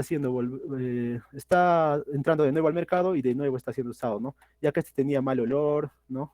Por eso que no era usado. Entonces, el tratamiento sistémico que vamos a utilizar es la ivermectina, que vamos a dar va a interferir el metabolismo del GABA en los parásitos a nivel sistémico. En cambio, los otros son tratamientos tópicos. Ya. Siguiente. Tenemos la pediculosis corporis. Esta va a ser localizada en diferentes partes del cuerpo, pero principalmente, como lo mencionaba al inicio, espalda, cuello, hombros y cintura. Acá también el prurito es el síntoma principal, ¿no? Como ya lo mencioné, en los 3 tipos de pediculosis, el prurito tener en cuenta. Esto va a iniciarse 2 semanas antes que se inicie la infestación total, ¿no? Por el parásito, ¿no? Las manifestaciones clínicas en este caso van a ser las máculas azuladas, ¿no? O también gris pizarra, ¿no? Y mayormente va a medir de 0.5 a 1 centímetro. En algunos casos va a estar, bueno, sí va a estar rodeado de escoriaciones, cerca de ellas se va a localizar el parásito. Lo que en algunos casos podemos encontrar ya cuando está siendo complicado, no ha sido tratado a tiempo, vamos a encontrar pápulas, manchas, eritematosas, pigmentación residual, costras hemáticas, escoriaciones, ¿no? A ver, siguiente, tengo una imagen, creo. No, otro siguiente. No se ha pegado, pero en algunos casos se pueden encontrar las escoriaciones, ¿no? Perdón, las costras hemáticas o escoriaciones, ¿no? Lineales cuando ya ha ido avanzando mucho más. Siguiente. Entonces, para el diagnóstico, igual acá es importante ver el diagnóstico macroscópico o ver la inspección macroscópica, ¿no? A nivel, acá en este caso, los piojos no se van a encontrar a nivel de la piel, ¿no? Estos van a estar principalmente en la ropa, ¿no? El tratamiento, lo principal, como va a estar en ropa o en los colchones, ¿no? Es primero el higiene de todas esas ropas y los colchones, ¿no? Con un pediculicida tópico. Posterior a esto, también tenemos que tener, con un lavado, una desinfección, un lavado a temperaturas altas nos indica que puede ser hasta 30 grados centígrados. El pediculicida tópico es el que vamos a utilizar a nivel del cuerpo, ¿no? Para los piojos, que pueden estar, en algunos casos pueden estar adheridos a nivel de pelos corporales, ¿no? Entonces, en estos casos va a ser donde se va a utilizar el pediculicida tópico o cuando este corporis está concurrente con una pediculosis capitis, tal vez. Ya. Bueno, la pediculicida tópico más utilizado, como mencioné, es la permetrina. Siguiente. Y pediculosis pubis, esta se localiza principalmente en el vello púbico, pero puede extenderse hasta bigote, barba, axilas, pestañas, cejas o vello en el tobillo también, ¿no? Entonces, acá importante, ¿cuál va a ser el motivo de consulta de los pacientes que vienen con la pediculosis pubis? Van a ser manchas a nivel de la ropa interior, manchas hemáticas en la ropa interior. Entonces, a veces estas manchas, esto se complica porque los pacientes a veces no saben o sea, no tienen el conocimiento y aplican sustancias irritativas empeorando la pediculosis pubis, ¿no? Lo principal, las manifestaciones clínicas principales van a ser el prurito otra vez, ¿no? Como mencioné, los 3 van a ser en los 3 pediculosis van a ser el prurito, ¿ya? A nivel puede existir eritema a nivel del folículo piloso, ¿no? Como se puede evidenciar en la imagen 1. Lo característico también va a ser las manchas cerúleas. ¿Qué son manchas cerúleas? Son manchas azuladas que vamos a poder encontrar, o escoriaciones, ¿no? Y lo característico en la pestaña, si es que hubiera una pediculosis pubis, es que es como que si estuviera, ¿cómo se dice? Maquillada con rímel, ¿no? Entonces va a haber eso van a ser las heces, ¿no? De los piojos que van a estar ahí. Ya, siguiente. Acá también el diagnóstico es la inspección, ¿no? Y la presencia de máculas cerúleas, ¿no? Las manchas azules que indico. En este caso, debemos de diferenciarlo de enfermedades como la escabiosis, la trombidiasis, picaduras por diferentes tipos de artrópodos o hasta el prurito anogenital.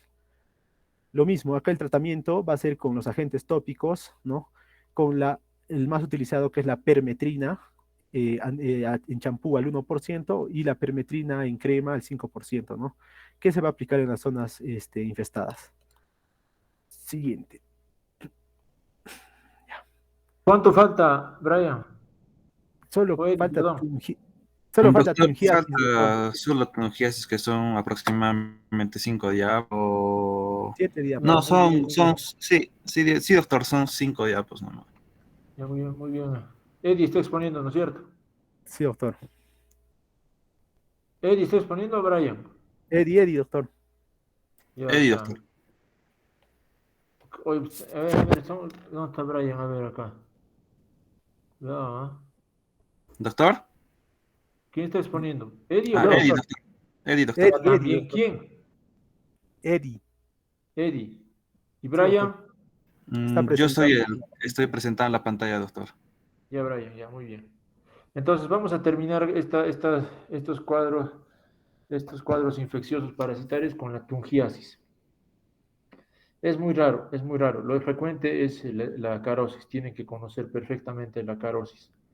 La pediculosis todavía se ven en zonas con bajas condiciones sanitarias. Se puede ver pediculosis capitis. Y la pediculosis pubis se ve mucho en jóvenes y se considera una enfermedad de transmisión sexual. ¿Ya? A ver, terminamos entonces, Eddie.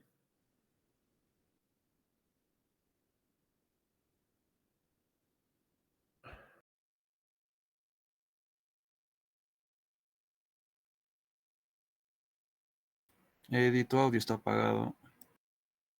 Ya, disculpa. Bueno, la tungiasis va a ser una zoonosis que va a ser producida en lugares también tropicales, ¿no? Tener en cuenta. Y hay diferentes tipos de agentes, pero la más usada o la más estudiada, la que nos importa en la medicina va a ser la tunga penetras, ¿no?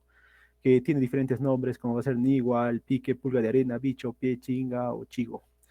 Entonces, esto va a estar, como lo mencioné, ampliamente distribuido en lugares tropicales, ¿no?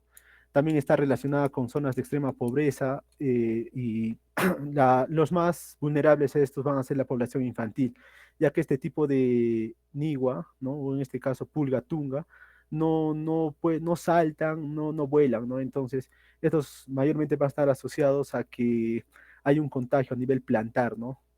Entonces, eso es lo más importante. Entonces, ¿y por qué en las personas adultas casi no hay mucho contagio de este? Porque hay una mayor hiperqueratinización, ¿no? Plantar de esta.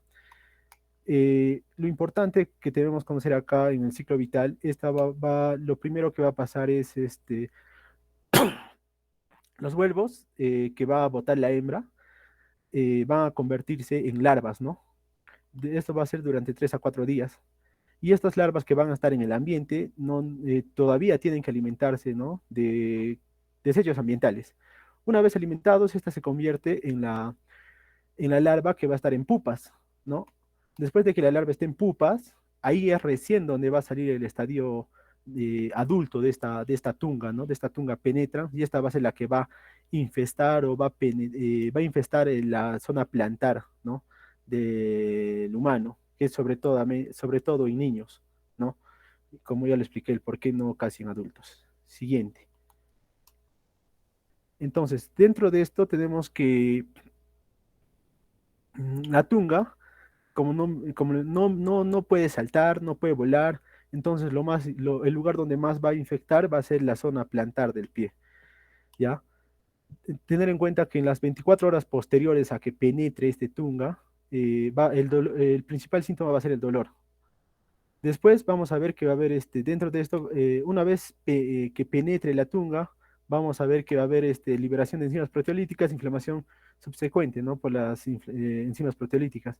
Entonces, la tunga queda sumergido en la epidermis, pero hay una porción la cual no se ha sumergido, como se evidencia en la imagen, que esa es la porción del abdomen que contiene el ano, ¿no? Entonces, por ahí es donde va a botar los huevecillos, ¿no? Que va a expulsar.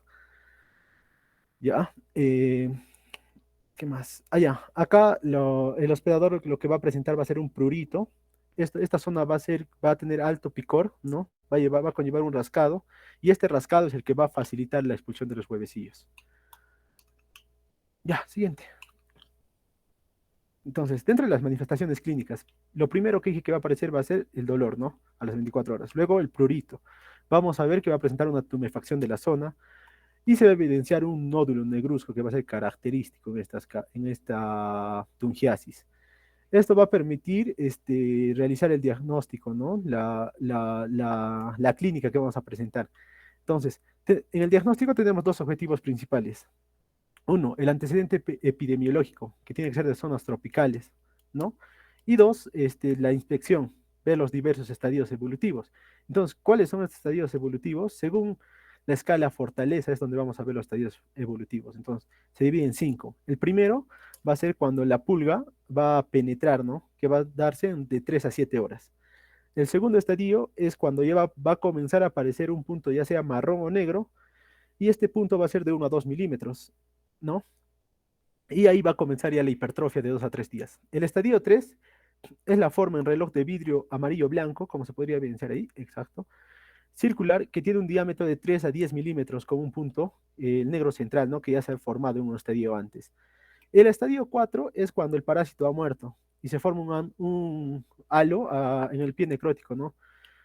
Y el estadio 5 es cuando se involuciona y se forma la cicatriz, entonces y esta va a desaparecer con el tiempo, esta pequeña cicatriz que va a dejar, ¿no?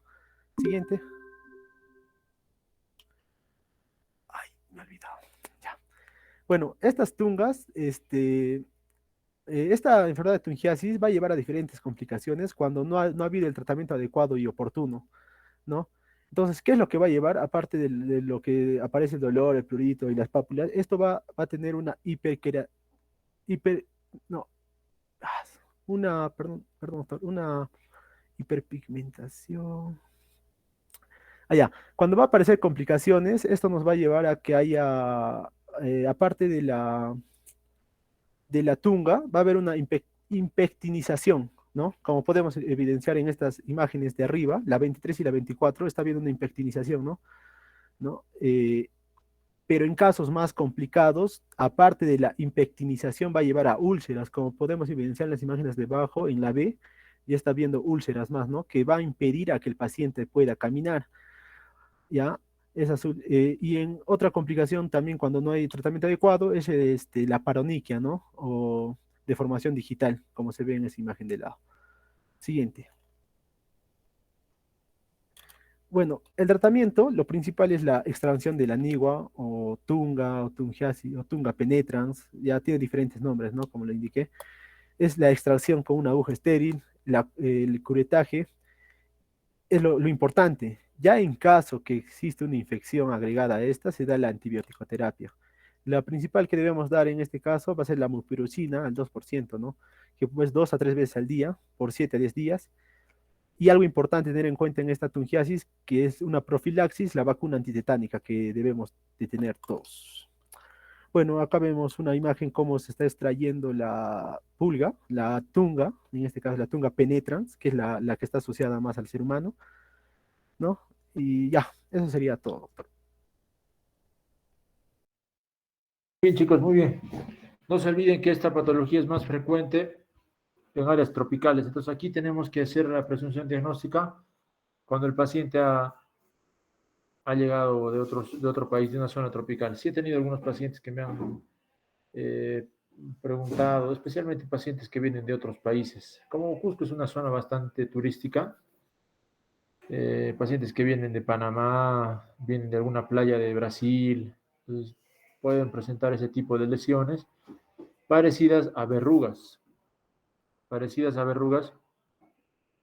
pero que tienen otra disposición, ¿no? Entonces, chicos, la siguiente clase vemos algunas imágenes que tengo que hacerle repaso y programamos ya el examen. Diego, ¿ya? ¿Está presente Diego? Sí, doctor, sí estoy presente. Ok, Diego, entonces nos vemos en la siguiente clase para revisar algunas imágenes. Doctor, disculpe que lo moleste. Doctor, por favor, llamo lista, pero justo en ese rato, doctor, se me apagó el celular. No pude conectarme porque el WhatsApp también se cayó, doctor. Por favor, doctor, todo pasó muy rápido, doctor. Discúlpeme, por favor. Ahorita voy a ver Pilares. Sí, Pilares, por favor. Pilares está con la cámara prendida toda la clase. Ya, ya, chicos, nos vemos entonces en la siguiente. Me haces acordar Pilares, ¿no? Doctito, disculpe. Dime. Doctito, ¿cuál sería la fecha exacta para el examen?